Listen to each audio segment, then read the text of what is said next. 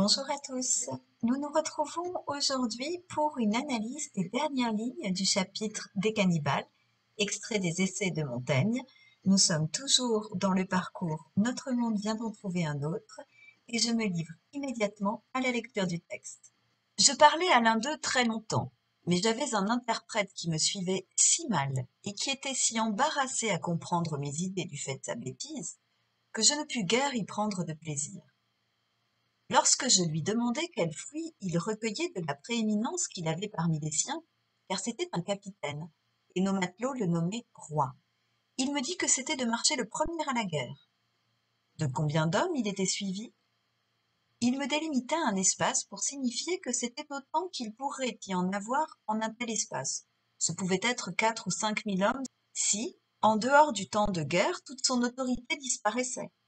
Il dit qu'il en restait ceci que, quand il visitait les villages qui dépendaient de lui, on lui ménageait des sentiers au travers des haies de leurs bois, par où il put passer à son aise.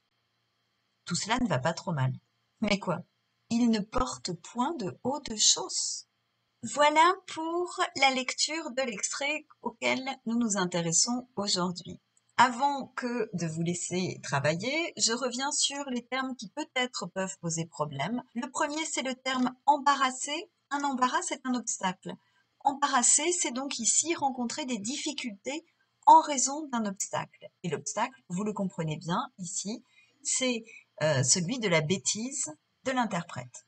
Deuxième terme qui peut-être pose problème, la prééminence. Une prééminence, c'est un avantage, c'est une supériorité. Et enfin, le terme, pourtant très important, haut de chausse. Le haut de chausse, c'est un vêtement qui couvre l'espace qui va de la taille au genou.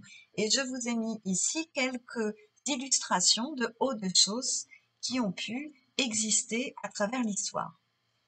J'en ai terminé pour cette première très courte vidéo. Je vous laisse donc maintenant vous livrer à votre activité favorite, c'est-à-dire vous emparer de ce texte, identifier les différents mouvements et pour chaque mouvement, identifier et analyser bien sûr 2 ou 3 faits remarquables.